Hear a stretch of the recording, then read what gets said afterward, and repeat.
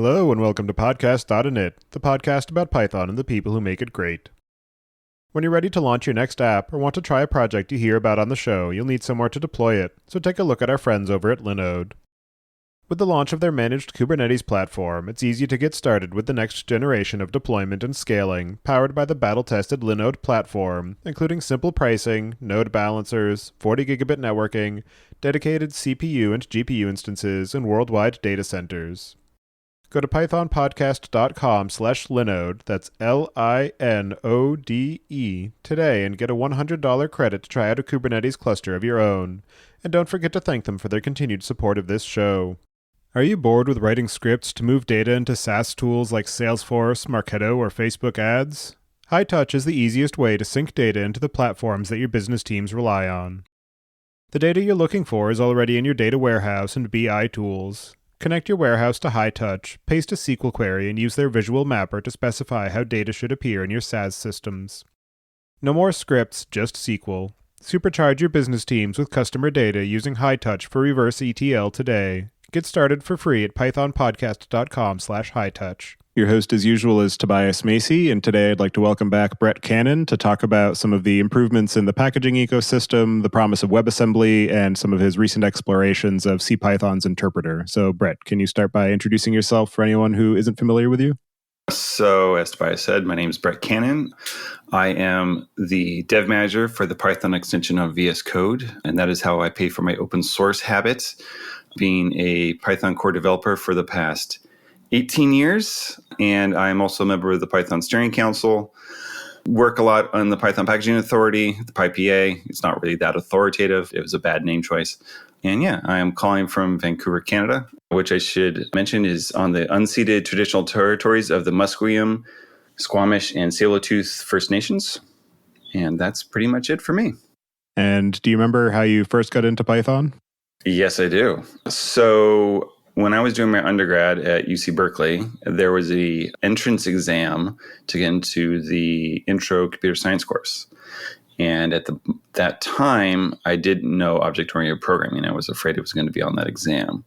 And so I cast around looking for a programming language that taught object-oriented programming, because at that point, all I knew was Scheme and C. And a little bit of Pascal, but it barely counted. So I started to read around, finding a language to learn, and everything I kept coming across was saying, like, at the time, like, oh, well, there's Perl, but that should be like your sixth language. But there's this other language called Python that's kind of small and not really that widely used, but it's great for teaching.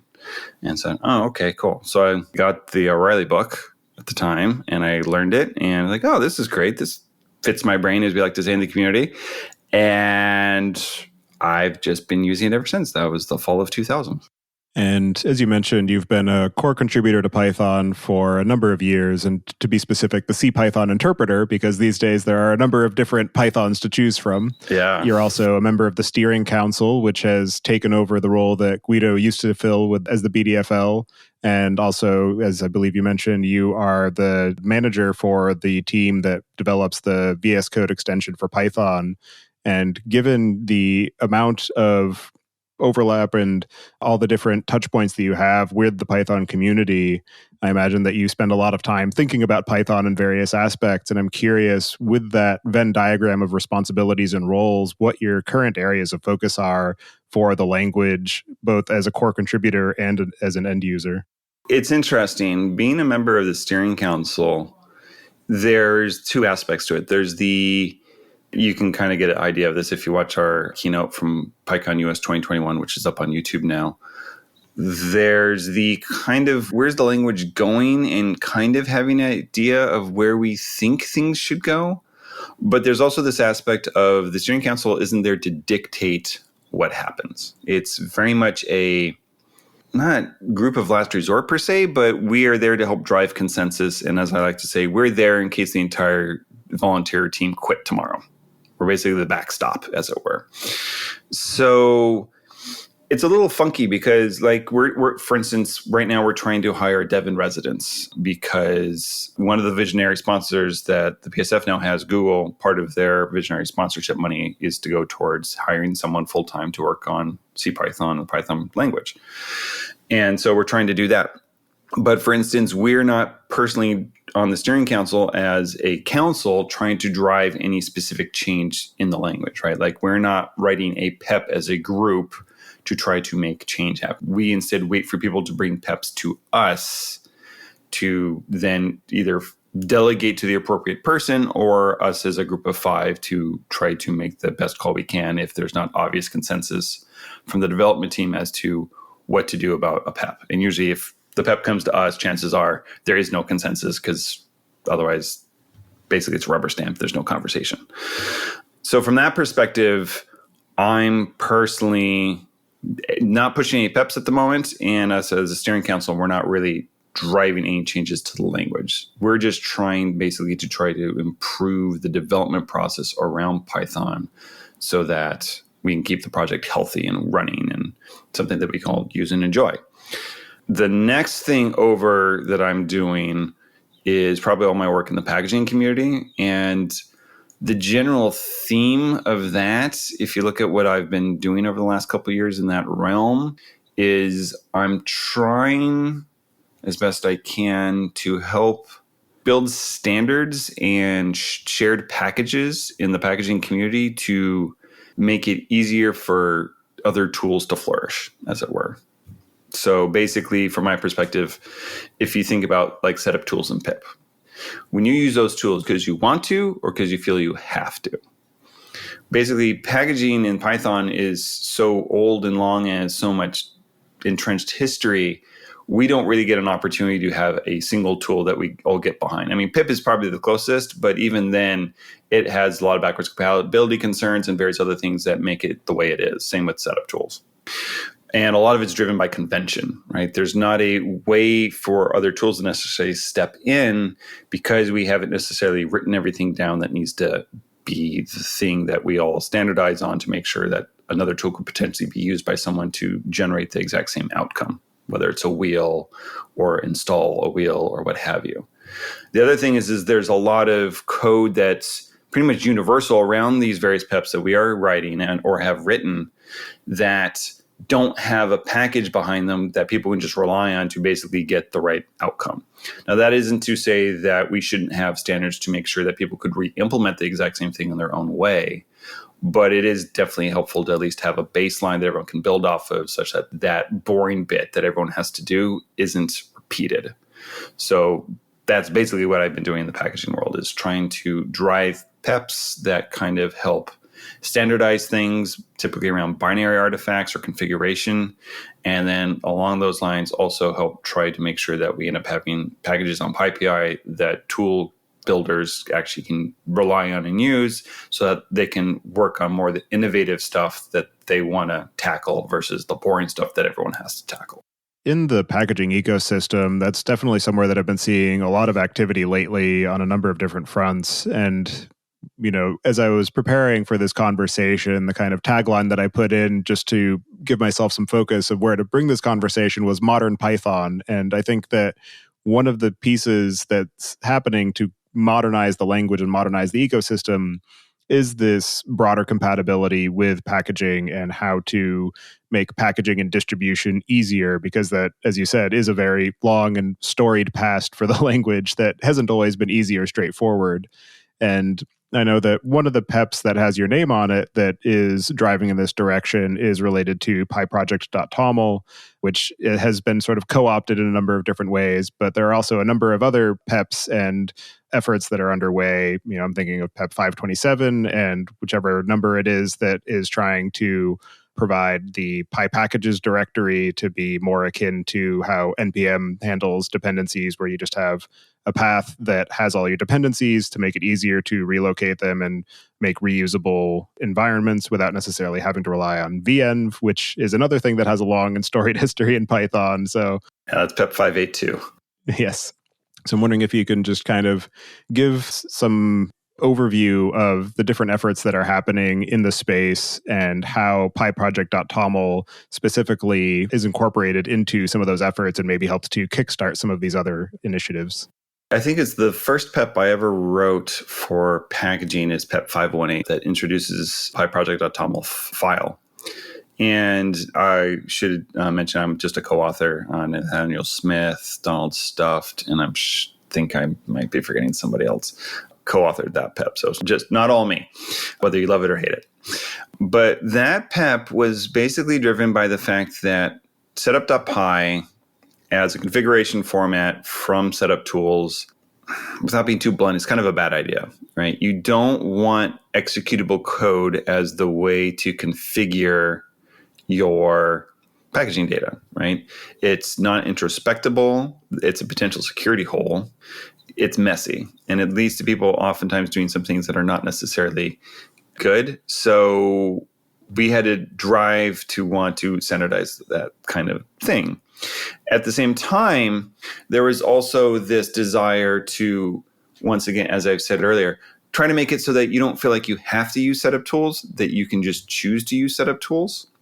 As such, we needed a way for a project to tell a tool such as pip or wheel or whatever tool you want to use to build your binary artifact, whether it's an SDist or a wheel or what have you. Basically, what do you need installed to actually do the build, right? Like, how do you tell a build tool, I need setup tools installed? Because up to this point, we've all just assumed it was setup tools, right? This is why when you create a venv, setup tools and pip are just automatically installed, because it's just a massive assumption that setup tools is what you need. But if you want to kind of let a million build tools flourish, you got to have a way for people to be able to say, hey, as a project, I actually don't want setup tools. What I want is flit, for instance. So that's when we created PyProject.toml and introduced this build system section to that file that basically says, okay, here are the build tools I need to have installed. That was it. It was not much else than that. Very straightforward. We had more plans eventually along the lines, and that kind of led to PEP 517, which lets you define an API to drive those build tools, right? Like, this is why you can have, why pip can do your builds. It's actually not pip doing the builds. Pip just knows how to read a PyProject.toml file to install the build tools you need, and then how to call those build tools. But it's basically kind of crept its way down. Actually, funny enough, PEP 518 was originally specified to only let you specify the build tools required, but other tools started to co-opt that. We specifically actually said in the PEP, this is not meant for use by anyone else except build tools. And then other projects like Black started to use it for the configuration. So we actually went back, well, PEP 518 was still provisional, and actually took that paragraph out and just said, okay, as long as you specify everything in a tool section, it's fine. Well, we realize everyone wants to kind of consolidate all their configuration files down to one single file, because I don't know about you, but having like 5 different files just to like manage my linter and my formatter and my build tool and all this stuff drives me a bit bonkers. So I kind of appreciate that the community is kind of rallying around PyProject.toml that way. So that kind of led to a way to at least be able to specify your build tools. Now, the next step after that is configuration, right? It's like, okay, I can specify what build tool I want. Like, I can say I want flit and I want this version of flit, and here's how to call flit to get what you want. But now we have the metadata of my project, right? That's consistent across all the projects. If you ever look at a wheel file, which by the way is just a zip file with a fancy file extension, it has a file in there called metadata. And you can actually, if you go into your site-packages, you'll find a bunch of directories named after one of the projects you have installed, and then the project name .dist-info. If you look in that directory, you'll find a metadata file, all caps. And in there is a bunch of metadata about the project. And like, this is how, when you do like pip.list, it can list stuff and it can tell you what version is installed and all that, because that's all recorded in that file. The deal is that file is standard, but there was no standardized way for people to write that information down, right? Like, what's the name of your project? What's its description? What are the keywords you want to show up on PyPI? Like, what's its homepage? That kind of thing, right? None of that was standardized. All this stuff is usually historically been in setup tools, in your setup.py, in that call to the setup function from setup tools, or in your setup.cfg. But once again, no standard anywhere. Everyone did it their own way. And so I wrote PEP 621, where basically all of that metadata that is completely consistent across all projects that everyone needs to provide to generate that wheel and get something up on PyPI can now be specified in PyProject.toml. And one of the key reasons I wanted to do that was two. One is to meet that goal and dream of no more executable code to gather your static information about your project so that it's easy to introspect, right? Like if I have to run your setup.py just to find out what version you're using or what the name of your project is or what your dependencies are, I can't just necessarily crawl up all the projects on GitHub to get a bunch of information about anything, right? I have to run your code, and that's just not safe unless I'm doing like in some throwaway container, something that's all locked down and I don't have to worry about. Way too much work for me. I just wanted a way to just read a TOML file to get some information. The other thing, though, is when you standardize the information, it means the amount of information that's unique per tool becomes that much smaller, which makes it that much easier to switch between tools. Let's say you want to use Flit, but then you want to go try some other tool like nscons or whatever build tool you want.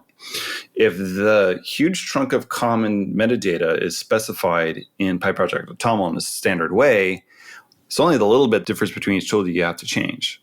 So by doing that, I wanted to kind of help open up the ecosystem to make it so that experimentation between these build tools isn't quite so cumbersome, right? Because as of right now, if I was using setup tools, for instance, and I was using setup.py and then I wanted to try Flit, it's a lot more work. It's a lot harder to convince people, hey, please try Flit out. It's nice and fast or whatever, or for whatever reason you want to try something else out. Not to pick on setup tools specifically, by the way. But if you can lower that barrier of entry for someone, it allows people to try things more out and to find that workflow that works for them. And then also to basically just give other tools a chance, right? Because if there's one thing I've learned being involved in the packaging world, packaging code is the very last thing anyone ever touches and changes, right? Like you write that one project once, you will copy and cargo cult that code forward for decades, right? Like convincing someone to try something out that's new is really hard. Tough thing for us to do when we try to introduce new standards is to how do we convince people to put the time and effort to change their packaging code to use the newer standard? Because if you've got something that's been working for you for 5 years or something, I don't want to change this. My users don't see this. I still get a wheel in the end. Why do I care? So by lowering this, the goal was to try to make it so that experimentation is a bit easier. It's that much easier. Those people who are willing to just do that little extra bit of work versus all that extra work will be able to try some new stuff out. And that's kind of where PyProject.toml sits at the moment, is as a standard way to specify what build tools you need installed to build your wheels and your source distributions, how to call those build tools, and now how to specify the common metadata between projects as long as your build tool supports it. It's very, very new. So some tools are working towards using it, but not everyone. So for instance, setup tools hasn't taken acceptance of it yet. I don't think anyone's tried to do a PR quite yet because they're very busy people. And another downstream impact as well of having this more standardized way of being able to specify the build and metadata information and make it easier for the build tools to be at least somewhat interoperable is that as you're working across the ecosystem, you don't necessarily have to move outside of your comfort zone to say, I've been using pip for this project, but now if I want to contribute over here, I have to use Poetry because they've got their own way of doing things. And I'm going over here now, and now I have to use an entirely different build tool because they've got a different way of doing it. And so as a contributor and as a user, it also reduces the switching cost and the on-ramp to new projects if you're trying to either use or contribute code. Yeah, so a good point about that actually is the PyPA has a project that's literally called Build. And it's a CLI tool that will build a project. It can do that because we have standards now on how to drive build tools, right? You don't have to use wheel directly. You can just use the build tool, which literally does nothing but like build project directory, and it will do the right thing. It'll create the temp directory, install the projects, create a virtual environment, install the stuff into it, take your code, run the build tool, produce wheels and SDIS, and then say, here you go. And because of that, it's allowing, as you said, people to kind of have either very simplified workflows, but also use whatever tool they want, right? Whether you want to use pip to drive the build or the little build tool build to drive it or whatever you want, right? Once it's standardized, you can have the workflow that you want to have, and it won't matter what I want to use compared to what you want, Tobias, because we're using standards. So whatever, I might want to use build, you might want to use pip. It's still going to produce the same thing in the end. So have at it. It's great. And another benefit I actually forgot to mention, I'm in the process of designing and hoping to see implemented is when everything's a standard, you don't have to re-implement everything, right? Like, so for instance, we don't have common code in the packaging world for reading the metadata file. And I'm right now in the middle of having a chat with some various folk in the packaging community about trying to design an API to do that. Because why should every install tool need to how to read that file or every build tool know how to write that file when it's a complete standard that everyone has to do anyway?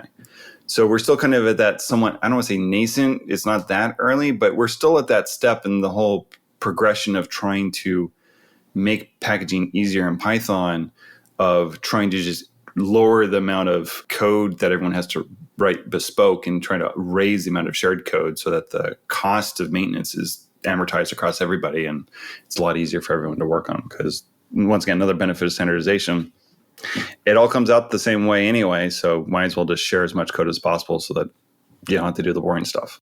Absolutely. And I'm wondering what your thoughts are on the potential downstream impact of doing things like distribution of code. So I'm thinking in terms of things like CX Freeze or PyOxidizer, and then also things like Shiv or PEX for being able to produce self-contained packages for being able to just put it on a box and run it, and how these standards in terms of the build systems and the metadata might be able to either work in the favor of those tools, or additions to or new standards that will help in terms of being able to simplify distribution of these self-contained binaries to make it easier to share your packaged and compiled code with other people.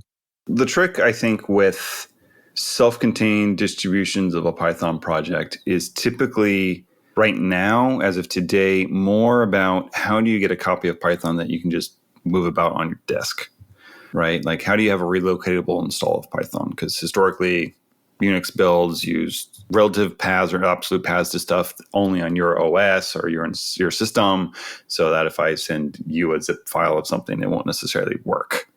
So I think that's really the bigger hurdle right now around that than it is around the packaging story. Now, getting wheels on the right platforms and all that does typically help make this a bit easier, because then at least use all the tooling to pull everything together and have that wheel, like using CI build wheel, which actually another project from that just joined the PyPA this month, actually. So we're trying to make it easier for everyone to build those wheels on all those platforms, and then these larger tools like Briefcase and such that want to package up Python into a single thing can at least grab those wheels and have those all pulled together and not have to do a full rebuild. But I think honestly, getting Python itself working, and typically CPython is usually what people are talking about, such that it can just be plopped down on someone's disk no matter what OS, no matter what directory. I think right now that's the bigger challenge that needs to be tackled. Dream of, well, Go and Rust get to have single binaries, why don't we? Right? So I think that's the challenge that has to be tackled for that. In terms of the broader sort of packaging and distribution ecosystem, what are some of the other near to medium or potentially long-term impacts that you see of the standardization efforts that are happening now, and some of the potential successive efforts that might follow in those footsteps to simplify the work of being a user, being a contributor to Python and its ecosystem, just more broadly being able to actually make use of all the code that we're writing? One direct benefit I've seen already is, I've mentioned Flit a couple times. For those of you who've never used Flit, Flit is a packaging tool designed to work only with pure Python packages, right? No extension module support. But because it doesn't worry about that, it's very simple. And Thomas Kloiver, the creator of the project, also gets to be very opinionated in it. So for instance, any of you setup tools users out there, how much do you like your manifest.in file? How many times have you accidentally left a file out of that thing, right? Flit doesn't have that concern when it comes to sdist, because the opinion that Flit takes is, if it's checked into Git, it should be in the sdist. That's it. Real straightforward. Source distribution is basically just a tarball of stuff that's checked into your Git repo. Done. What about creating the wheel file? Well, because it's pure Python. That's nothing more than just copying some files into a zip that has a WHL extension with the fancy wheel tag name. So all you have to do is tell it what directory is your stuff in. Versioning? Well, it gets the version from your package from the dunder version attribute. So if you just specify that in your code, it will just read it from there. You don't even have to worry about specifying it somewhere else. So Flit takes a very clean, simple, straightforward approach of if you're using Git and you keep your version and a dunder version in your package, you're done. After that, it's just writing out your metadata, which you have to do no matter what tool you use. And that's it. And if you specify the name the same as the directory, you don't even have to specify what directory represents your package. It's just automatic based on the name. So it's really nice and straightforward. And the only reason Flit can exist partially is because it implements PIP 518 and PIP 517, right? Because it implements those standards, you could use it, I could use it, it doesn't matter, and pip can totally manage it, right? If it downloads an SDist, it knows how to use it to build a wheel because it sees there's a PyProject.toml that says, hey, install Flit, and here's how to run Flit to get the wheel, and you get your wheel, and then pip can just install it. There's no worry about, is it setup.py or something else? Or are they having to shim in some way to look like setup tools for setup.py or anything like that? Right. So there's already a flourish of new tools, right? So the fact to me that Flit exists and that people use it is already a testament that this work has been worth it and will continue to be worth it to try to drive this. But for me, that's kind of the goal here is more tools that are able to do things that people need in an easier fashion, right? Like I'm a productivity nerd when it comes to programming, right? Like this is why I work on the Python extension for VS Code because I want to see developers be productive. That's why I work on Python, right? Whose entire goal is to make developers more productive. So for me, from a packaging perspective, it's how do I help everyone else be productive when it comes to packaging, whether it's installing or building or what have you. I mean, we're very lucky that Python has the flexibility that it has to have all these extension modules and to be able to have all this, be the glue code of the world, as it were. But because of that, we've historically had a really complicated relationship with packaging because we're the language that has to do its own thing for its own language and C and Fortran and whatever other crazy language someone wants to compile with Python to make it so they have a nicer language to work with for the libraries. It got very complicated, right? Like Setup Tools is the way it is because it tried to be the first tool that had to try to deal with all this and it's grown over the decades to try to support all of these crazy use cases. And people love having custom workflows when it comes to packaging. I don't know why, but that's the one place people always feel like they can just totally go nuts in terms of the way they do stuff and be completely different. Maybe because it never sees the outside of the world. So people are just like, yeah, sure, why not? No one's ever going to get mad at me over this. It's never going to leave the walls of my work. But because of that, it's made proper support really difficult. So what I hope this will all lead to is a place where people are able to create the tools that actually let them have their workflow that they want. Just continue to grow. Have more tools that do exactly the thing you need the way you want it to happen, whether that's bespoke just for your team or you personally, or someone else who builds it and gives you what you want. But I just want to do what I can to lower the difficulty of packaging by making it so that if you write a tutorial about packaging, it applies to all the tools, not just setup tools or not just Flit, but also B, that you're able to find that tool that does make your life simpler so that you don't feel like packaging in Python is painful and somehow more painful than in any other language out there. And to continue just to keep lowering the difficulty such that it's just a thing. It's never going to be totally simple and straightforward when you're throwing in C compilers and stuff. I mean, I don't know any language that has that down pat that has to deal cross-language like this, right? Like every language I know that's done it really well only worries about themselves typically. And so we're in a really tough spot trying to try to tackle this problem. That's my dream, right? It's just I can find a tool that fits my brain, works the way I want, is nice and simple, and just lets me have the workflow I want to have. Another avenue of the packaging story and the distribution story is the efforts that are underway to make Python more viable for other targets beyond just computer, laptops and servers, moving into things like the browser or mobile devices. And there are a number of projects going in these avenues. There are things like Kivy and Briefcase and Toga for being able to build for mobile. There's WebAssembly for being able to build for the web. And then there are a whole slew of things that will take your Python code and turn it into JavaScript for you to run on the browser. So things like Python or Transcript. And I'm just wondering what your thoughts are on the challenges that exist in trying to be able to target those systems. And as I was preparing for this conversation, I read a post that you had that was kind of postulating on what is the true sort of core of Python? What is its spirit? And if you take these things away from Python, is it still the same language? And I know that you left it off saying, I don't really have any answers, but these are some of the things I'm thinking about. And I'm wondering if you have come to any conclusions since you wrote that about what is the core of the language? What are the things that we can take out of it to make it easier to build for these new targets while still being able to maintain the sort of heart and soul of what Python is and why we all love it? I don't have an answer. Sorry, that has not changed. But I do have goals around this. So there are a lot of wonderful projects that have been trying to, you can call it solve the mobile problem or solve the browser problem.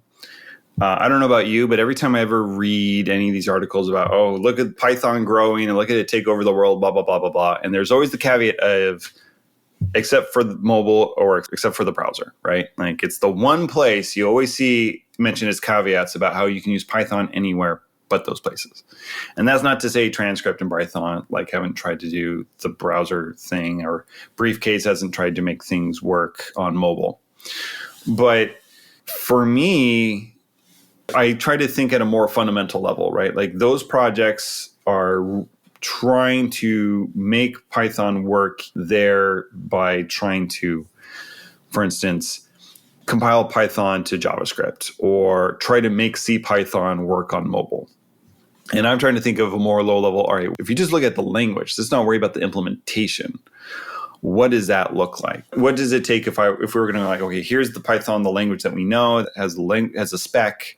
What does that look like if we try to make that happen in the browser or on mobile? And so what that kind of led me down was thinking about, well, okay, do we really need the whole language? Because one of the funny things, having been doing Python since 2000 and being a core dev since April of 2003, is I predate Python being widely popular, right? Like I predate PyPI. Back when I started, the Vaults of Parnassus with its animated GIFs of wall sconces was the place you sent zip files with links to your host for that file to download to distribute Python code, right? Like I come from a time when people didn't know what the heck Python was, right? And if they did, they just usually only knew white space mattered, and that was the weirdest concept in the world.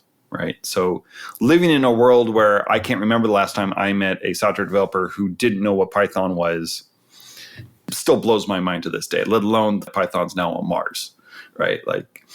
So because of that, I don't view all of our projects on PyPI as a leading indicator of Python's popularity. I view it as a trailing indicator. So for me, it's not about whether or not you can use something off of PyPI, which might shock some people. But I think PyPI shows that Python is popular, not that it made Python popular. Now, not to say it doesn't help, but I don't think it's the entire reason that people use Python. It just happens to be very handy. So because of that, I don't view it as, okay, how do we do it so that everything on PyPI can be used on a platform? So I don't feel encumbered to have to worry about worldwide CPython compatibility, right? Like PyPI does an excellent job because they're going after that group of people. But I'm trying to think at an even lower level, like what really defines Python, and that is really what you have to get onto a platform, not what do you have to do in order to download any arbitrary PyPI package. So from that perspective, my brain started to go like, okay, well, what is the subset of Python that really defines Python? What I kind of in my brain refer to as the minimum viable Python. Right. And if you look at CircuitPython and MicroPython, for instance, they're not fully compatible with the language spec, right? You cannot run everything that you could write in pure Python and have it run on MicroPython or CircuitPython, which makes sense. It's a different platform. It doesn't use everything off of PyPI because it doesn't need to.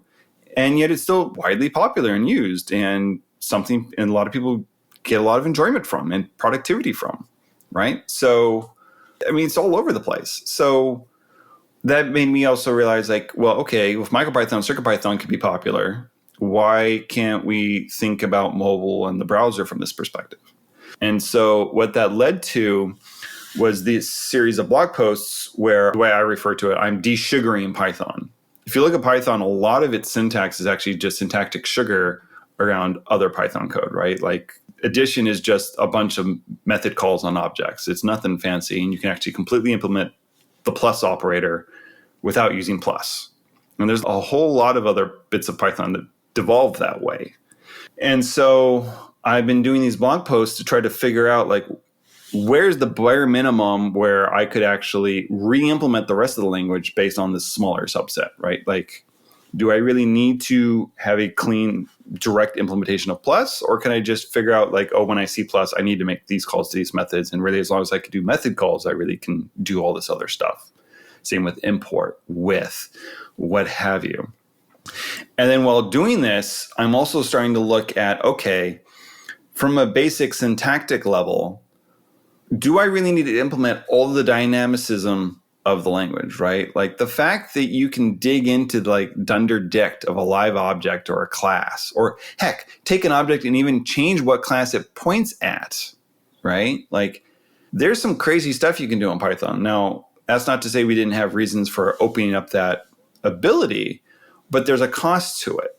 That flexibility makes it harder to implement the language, because if you don't implement the language fully from a perspective of the way CPython does it and is able to do it, it's really difficult.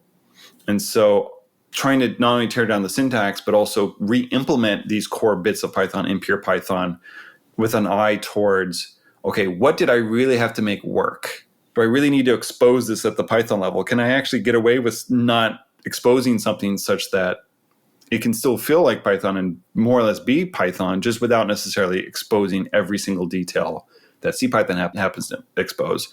Would that still be a productive target for people to work towards?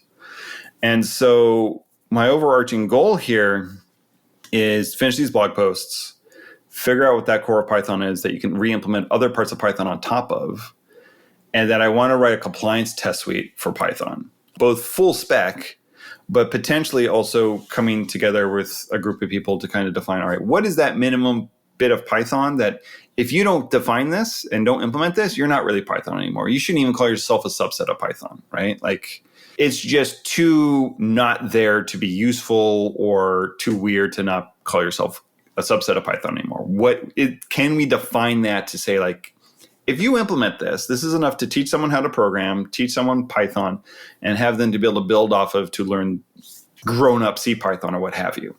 Because if you can define that small subset, that target is smaller than all of CPython and the language spec, which means trying to implement that is way easier potentially on mobile and the browser using WebAssembly than it is everything.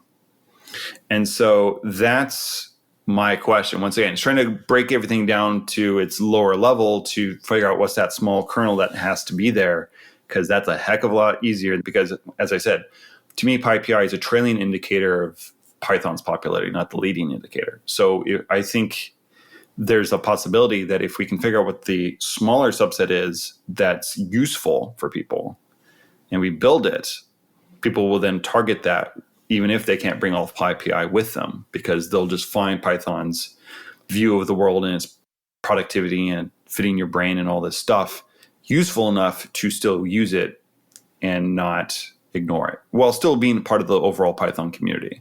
Having said all this, I realize this is a massive undertaking. I'm doing this in my spare time, multi-year, if I'm lucky, right? Like, this is not moving fast. If you read my blog post, you'll notice, like, I took a break because I had to worry about Python 3.10 and a bunch of stuff on the steering council. So it's been kind of fits and starts lately.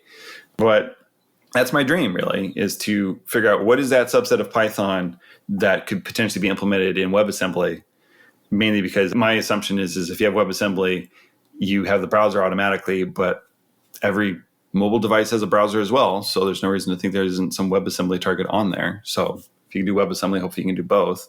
And to really kind of target this subset of Python that people find useful, and hopefully be able to actually compile down to WebAssembly, not even have necessarily an interpreter, and just very targeted, straight out, small size, whatever. Because in my brain, mobile and web says small download size, fast performance.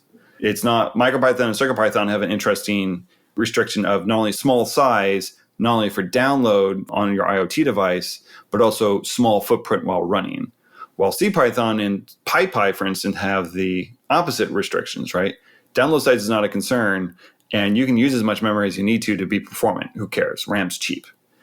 Well, I want to be right in the middle where download size is small, but memory usage doesn't have to be worried about too much, because most phones, even cheap phones, have multiple megs, right? It's not measured in kilobytes like it is for MicroPython and CircuitPython, typically.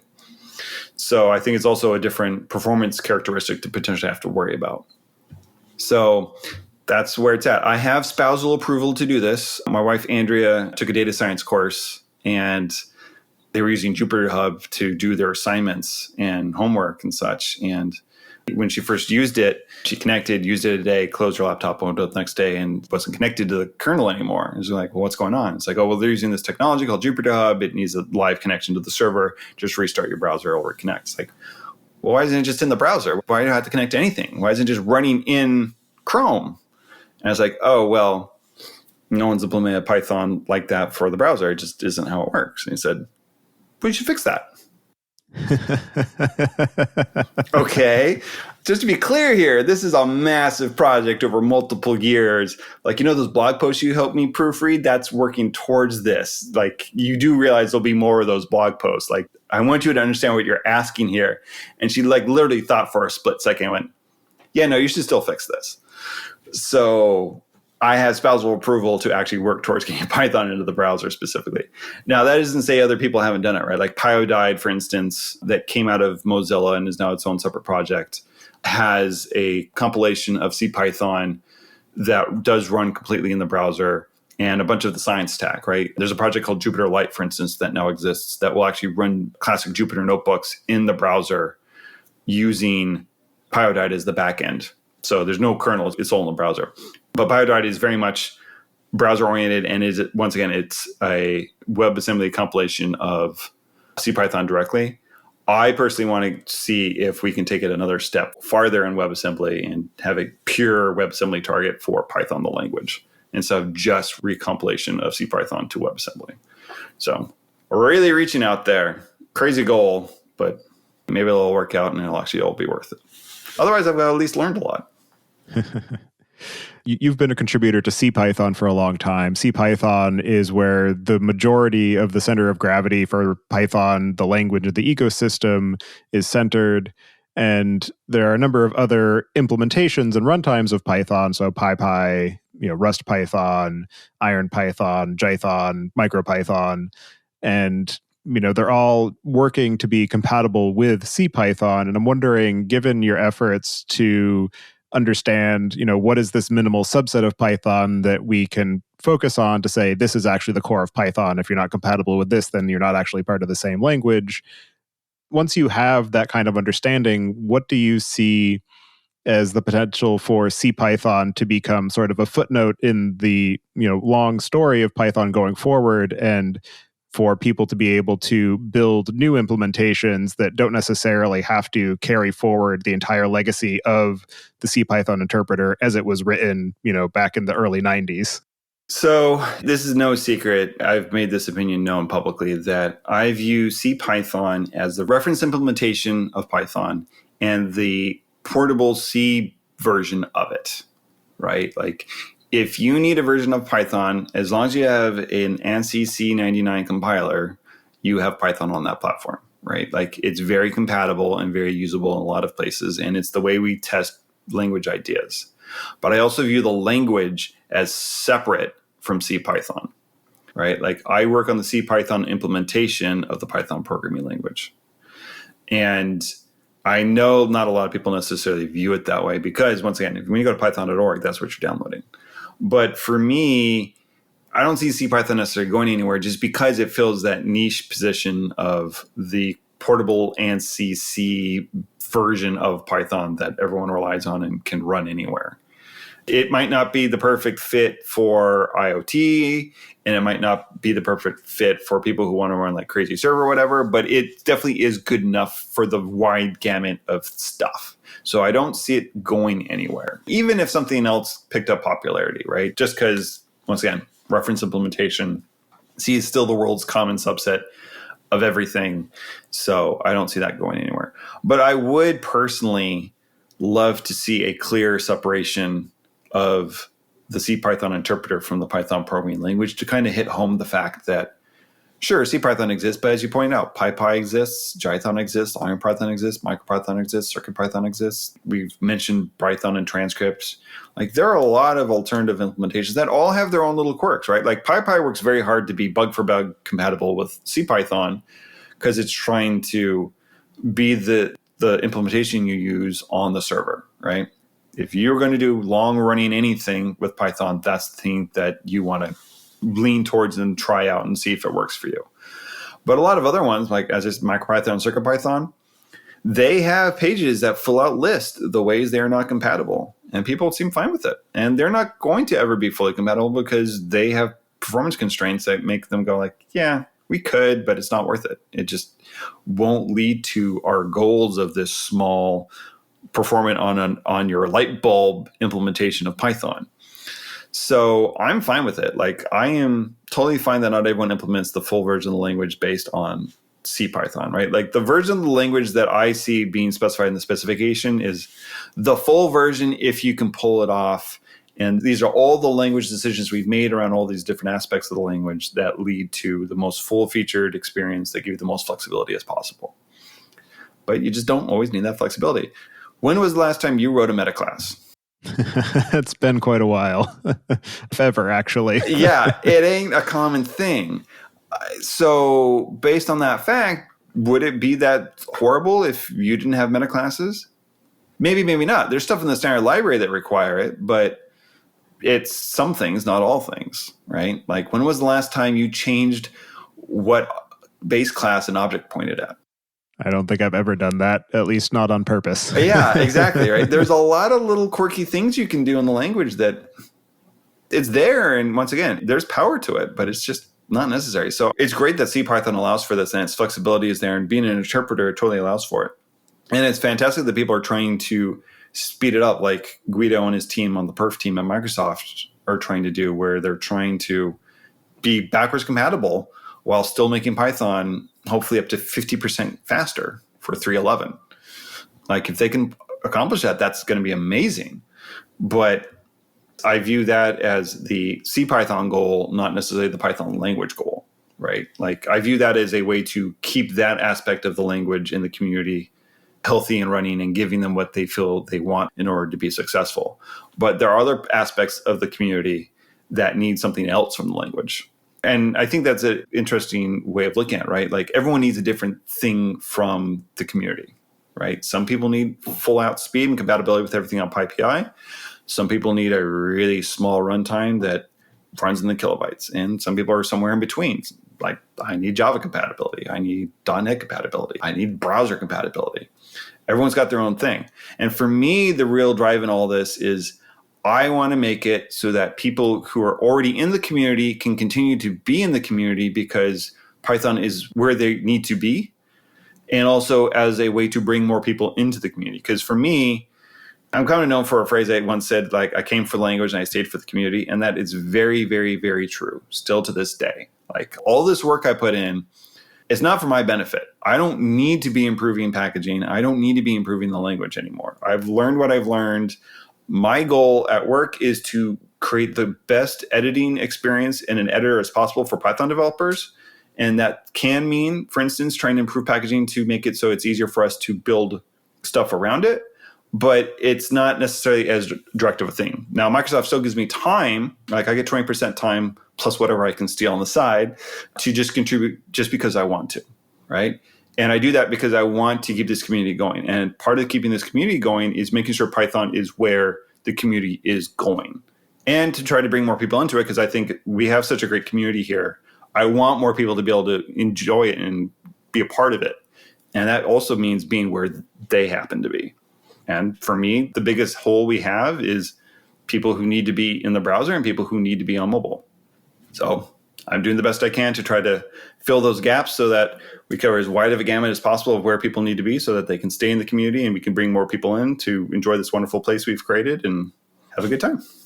And as you've been going through these exercises in the, desugaring blog series, I know that you've been doing some pretty deep dives of figuring out, okay, this is what I'm trying to understand now. And then you end up, 5 levels removed. And I'm just curious, what are some of the most interesting or surprising or unexpected details that you've uncovered in the process? To this day, the biggest surprise still is the bug I found in CPython. If you go and read the blog post on in-place binary arithmetic, so this is where you do like plus equals or star equals to do in-place addition or in-place multiplication. When I did that blog post, I re-implemented that syntax using the right rules and stuff for all of them. And when it came to doing in-place power, my test kept failing.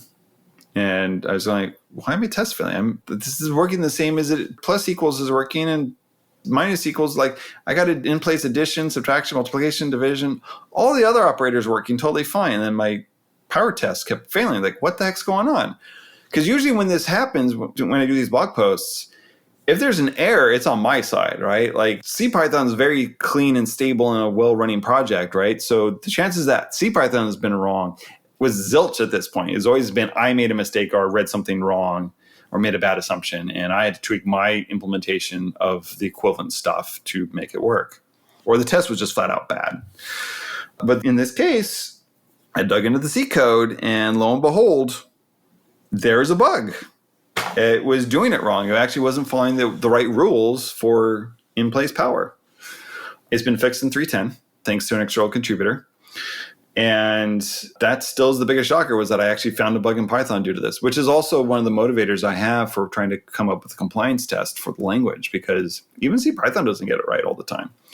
And we don't have that separation, as I mentioned earlier, between Python, the language, and CPython, the interpreter.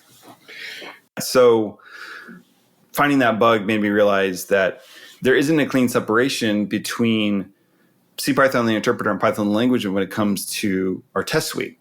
Right? Like when you want to test whether or not you've implemented the language, the way most other implementations do it is they just run the whole test suite for the entire standard library.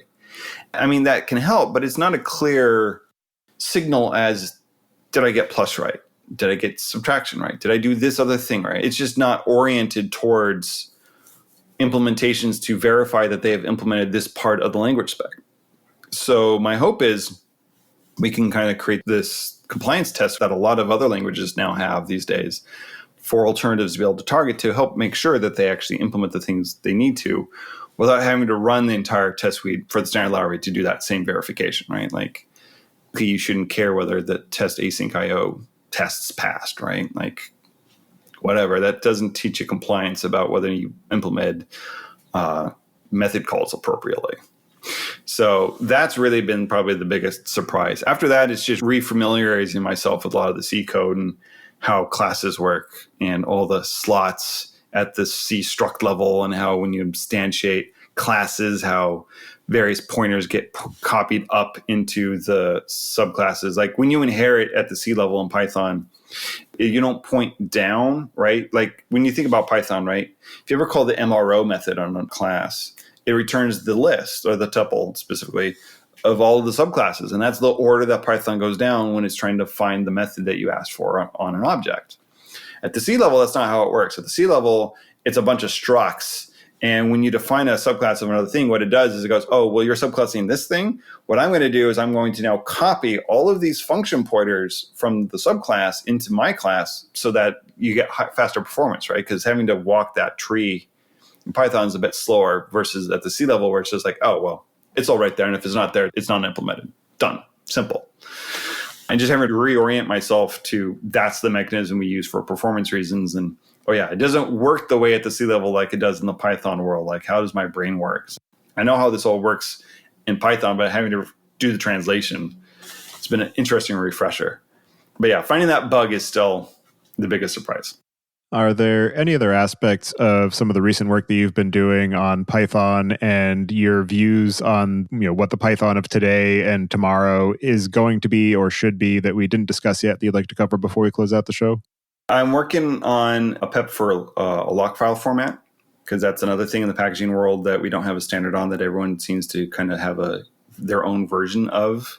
And there isn't really a need specifically necessarily, I think, for everyone to have their own lock file format. So I'm trying to work behind the scenes with some packaging tool maintainers towards hopefully a shared lock file format so we can kind of get that done.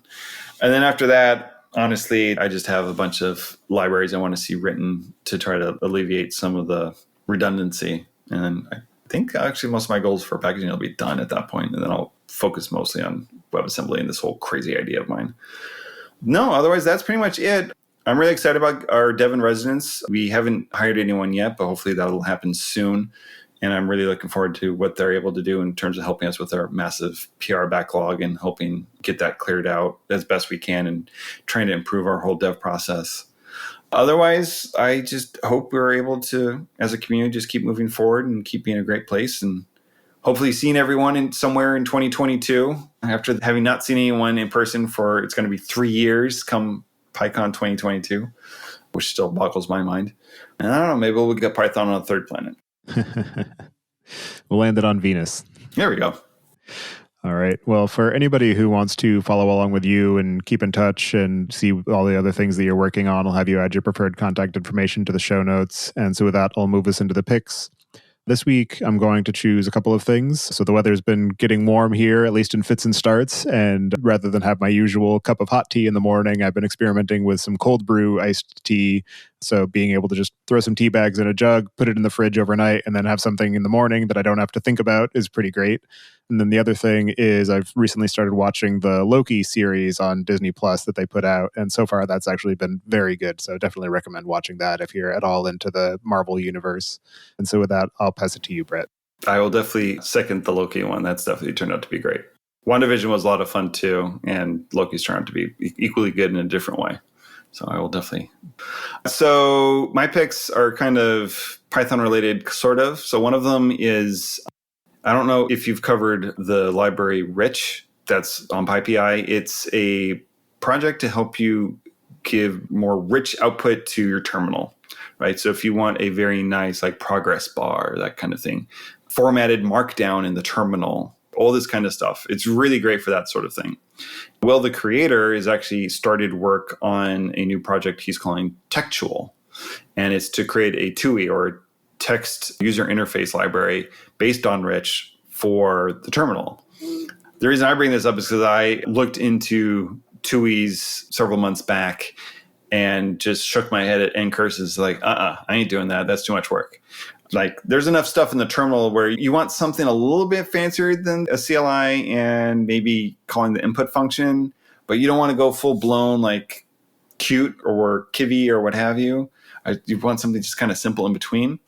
And so I've been kind of clamoring and hoping for someone to come up with a new TUI library. And so far, at least what Will's shown in his GIFs on Twitter have been rather impressive. So I'm very hopeful / anxious for him to continue on that library and gain that somewhere. My other one is kind of Python related, but kind of not.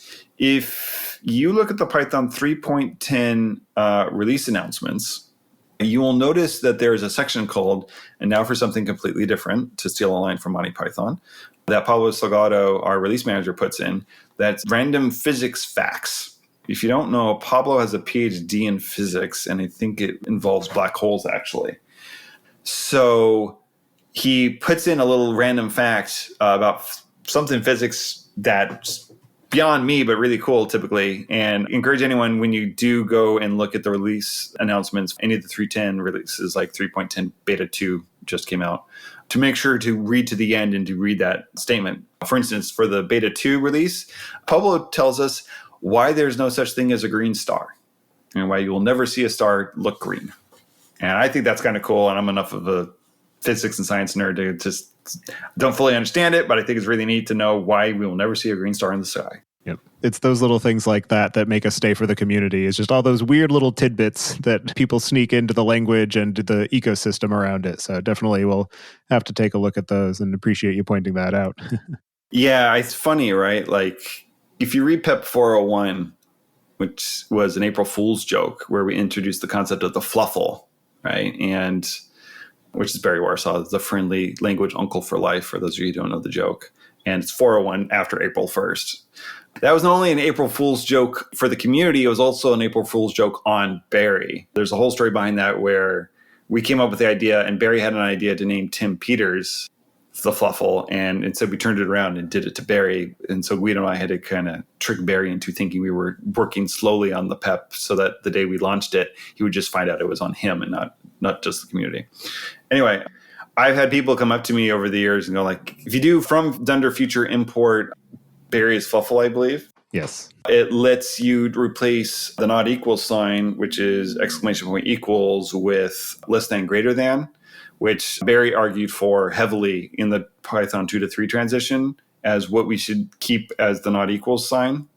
He lost just because of familiarity. Everyone else knows bang equals, but he really loved that syntax. So we implemented it as part of the April Fool's joke, and we put it in the language. For a while there afterwards, I would have people come to me and say, like, can we take this out now? The joke's over. I'm like, no, it's funny. It's part of the history now. We're not taking it out. It'd be like asking us to take out anti-gravity out of the standard library, right? If you import anti-gravity, it brings up the classic XKCD all about Python. From Dunder Future, import braces, right? The language is full of these little jokes that people don't know about. And for a long time, we actually had people like really worried that management would find out about these jokes and think the language wasn't serious and they couldn't bring it to their management to say, no, we should use this language. Oh, but it's named after Monty Python, the comedy troupe. That's not serious. Let's use Java, right? And I think the fact that we've reached this point where, I don't think anyone cares anymore that it happens to be named after a British comedy troupe or that it has these little inside jokes all over the place and it just doesn't take itself that seriously, has become a detriment. So yeah, I do appreciate that part of the community. Yeah. And one of my favorite sort of meta jokes is the import this implementation where it's arguing for simple is better than complex is actually implemented as a route 13 text encoder with the decoder implemented as part of the import statement. Mm-hmm. Yeah. Tim had a lot of fun, I think, when he did that one. All right. Well, thank you very much for taking the time to join me again. I always appreciate being able to have conversations with you. So I appreciate the time you've taken today, the time you've taken for the community and all the work that you do. So thank you again for all of that. And I hope you enjoy the rest of your day. Thanks, Tobias. So same to you. And I hope to see you in Salt Lake City in 2022. Thank you for listening. Don't forget to check out our other show, the Data Engineering Podcast, at dataengineeringpodcast.com for the latest on modern data management. And visit the site at pythonpodcast.com to subscribe to the show, sign up for the mailing list, and read the show notes. And if you've learned something or tried out a project from the show, then tell us about it. Email hosts@podcastinit.com with your story. To help other people find the show, please leave a review on iTunes and tell your friends and coworkers.